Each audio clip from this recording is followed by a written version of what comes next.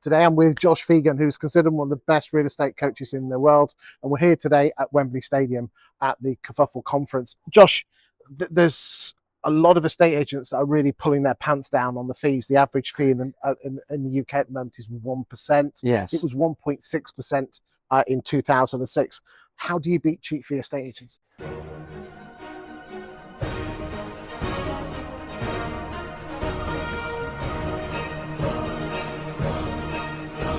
I think the most important conversation is that how do you generate the lead? The better the lead generation, the higher the fee. So if you're going in and not having to compete against many, then you should be able to get a higher fee technically. The secondary part is you got to sell on value. If the customer can't see the difference, they won't pay the difference. So it's everything that you do leading up to that position where you're trying to win the instruction that makes a difference on the fee you're going to get. Most people are playing defense as opposed to offense. So when I'm thinking about defense, what's the script I say in order to be able to overcome that other agent who's going to be charging? There's a couple of key things that you can do. Bring that objection up first. Just so you know, there are agents anywhere between 0.5 all the way up to 2%. We're not the most expensive, we're not the cheapest, but we're seen as being the very best value.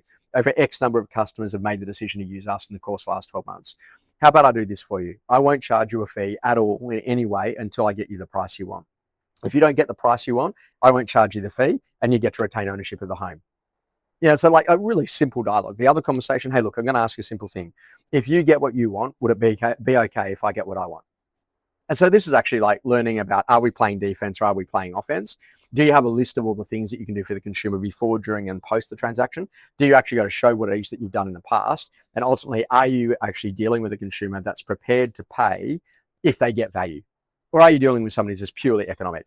Because I'm of the opinion that an awful lot of valuers only prove their value when they're sat down on the owner's sofa. Yeah. You're telling me that we should be proving the value weeks and months in advance. Well, or even years. Okay. So if you're a past client who bought from me, and I rang you every year and said, oh, hey, by the way, Chris, congratulations, you've owned a home for another year. Okay.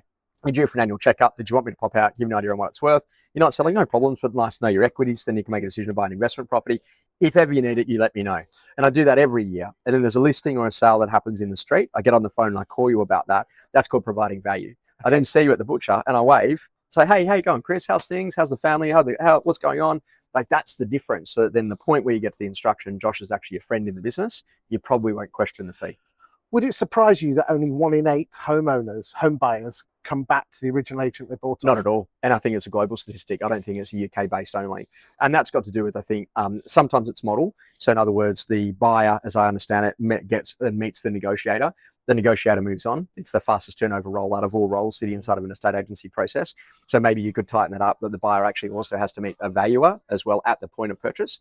And then also the valuer is the one who does the call at 1 day, 1 week, 1 month, and 1 year to continue to build relationships. Would it surprise you that most valuers, when the house puts on the market, they don't even do the vendor contact? Oh, yeah, absolutely. But it doesn't surprise me that that happens. Do I think we can do it a lot better? Absolutely. Do you think the valuer should be doing the vendor contact? Without a doubt.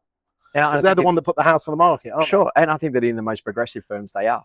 And I think that whole conversation is that, like, really understanding that we can actually have a few more valuers that are a bit broader, that actually might have a direct negotiator underneath them that does a lot of the buyer work on their particular properties that they're representing. So this is about like the graduation, and maybe have a senior and an establishing one to allow for different price points, area specialization, property specialization.